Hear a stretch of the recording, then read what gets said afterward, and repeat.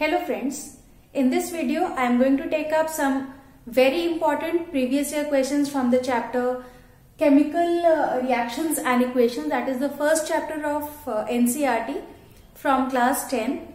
You'll find this video very helpful, especially when you are preparing for your board exam. So I'll just be taking up the important questions, what all type of questions you can expect in your board exam. So my first question is These two questions, they carry a weightage of 3 marks and they have appeared previously in the board exams also. So you can just correlate that what type of questions can be asked in the exam from this chapter. So the first question is, a brown substance X on heating in air forms a substance Y. When hydrogen gas is passed over heated Y, it again changes back to X. So by the time I presume that you have studied the chapter thoroughly, so you must be able to identify that a brown colored substance should be copper, and when it is heated in the presence of air, it reacts with oxygen to form copper oxide, that is black in color. So from this we can conclude that I am solving the first question over here. The brown colored substance X is copper. The formula will be Cu. The Y substance that has been formed, that is black in color, is copper oxide, that is CuO. When hydrogen gas is passed over heated Y, it again changes back to X. So the first part of the question has been solved. Identify X and Y. We know that X is copper and Y is copper oxide. The second part of the question, name the type of chemical reaction occurring during both the changes. Look, in the first part, because copper is combining with oxygen, so that means oxidation is taking place. So actually you have to write the chemical equation also, so I am taking up both the parts simultaneously. To the third part, the first equation will be copper combines with oxygen to form copper oxide, and this is an oxidation reaction. So the answer to the second part will be, the first step is oxidation that is taking place, and second part, that is when hydrogen gas is passed over heated Y. This is X and this is Y. So it will be copper oxide. When hydrogen is passed over it, we get back the copper and hydrogen takes oxygen along with it. So it is reduction. That is, in the first reaction oxidation is taking place, whereas in the second reaction reduction is taking place. Removal of oxygen is reduction, addition of oxygen is oxidation. So this solves our first question. It carries a weightage of 3 marks, half mark for this. In the second part you have to name the type of chemical reaction. So you just have to name, again half mark for this, and the third part write the chemical equations involved. So half mark for each equation. So the total distribution of marks is 3 marks. In the second question, this is quite simple. You just have to name the type of reactions. You must know that there are basically 4 types of reaction. Addition reactions, when two substances they are combining to form one. Displacement reaction, when one substance is displacing another, or one element is displacing another element from its salt solution. Double displacement reaction, when two displacements are taking place simultaneously. And decomposition reaction, in which one substance is breaking up into 2 or more. So basically there are 4 types of reactions: addition, displacement, double displacement and decomposition. So according to that, if we look at the first reaction, we can see that 2 substances, they are combining to form one. So this is a addition reaction, because 2 things are being added and they are forming one. Second one, you can see the exchange of ions is taking place. Aluminium comes with chlorine and barium goes with sulfate. So barium chloride and aluminium sulfate, they are reacting together to form aluminium chloride and barium sulfate. So the second one is a double displacement reaction because two displacements are taking place simultaneously.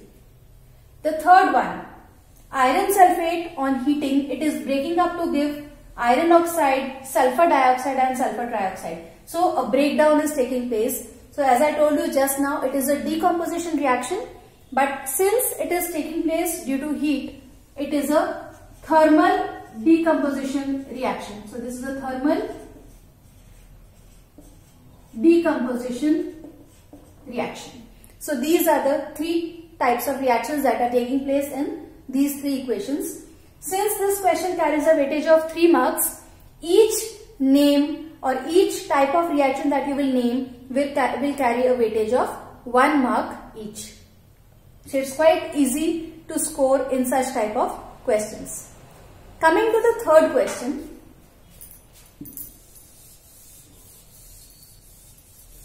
That is, identify the substance oxidized, substance reduced, oxidizing agent and reducing agent in the given equation. Now over here you have been given one equation and you have to tell which substance is being oxidized, which substance is being reduced, what is the oxidizing agent and what is the reducing agent. For this you have to first study the equation carefully. Like if you look at this, in MnO2 is getting converted to MnCl2. That means it is losing oxygen. So loss of oxygen or removal of oxygen is termed as reduction. So this is reduction that is taking place over here. That means MnO2 is the substance that is being reduced. So the substance being reduced is MnO2 is the substance reduced. Now substance oxidized. If you look at this equation, HCl is getting converted to water. So you can see that oxygen is being added. So this is the oxidation part. Oxidation is taking place. So substance oxidized is HCl. It is the substance oxidized. Whenever you get such a type of question, you don't have to look on this side of the equation. All your answers are on the left hand side only. Coming to the oxidizing agent. What is an oxidizing agent? Oxidizing agent is that substance which is giving oxygen. So over here MnO2 is giving oxygen. So that means MnO2 is the oxidizing agent and HCl is the reducing agent, since it is gaining oxygen. Or you can also say over here it is losing hydrogen. So that way also it is a reducing agent because it is facilitating the hydrogen to another compound. It is providing hydrogen to another compound. So it is a reducing agent. One thing you will observe that the substance that is being reduced is itself the oxidizing agent and the substance which is getting oxidized is actually the reducing agent. So in such type of questions, never bother about what is written over here. Only you have to focus on the left hand side of the equation, and this is a very very important question which carries a weightage of 2 marks in the board exam. The fourth question is, giving an example, list 2 informations which make a chemical reaction more informative.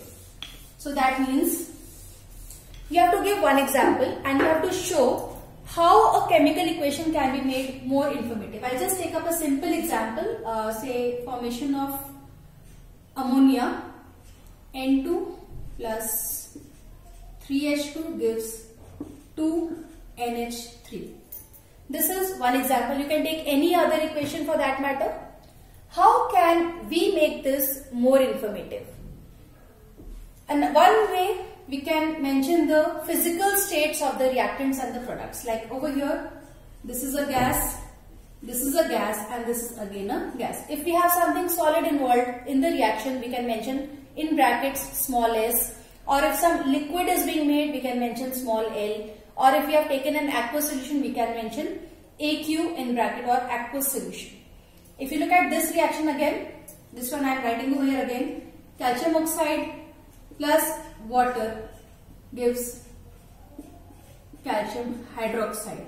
So over here calcium oxide is a solid water is a liquid and calcium hydroxide is an aqueous solution.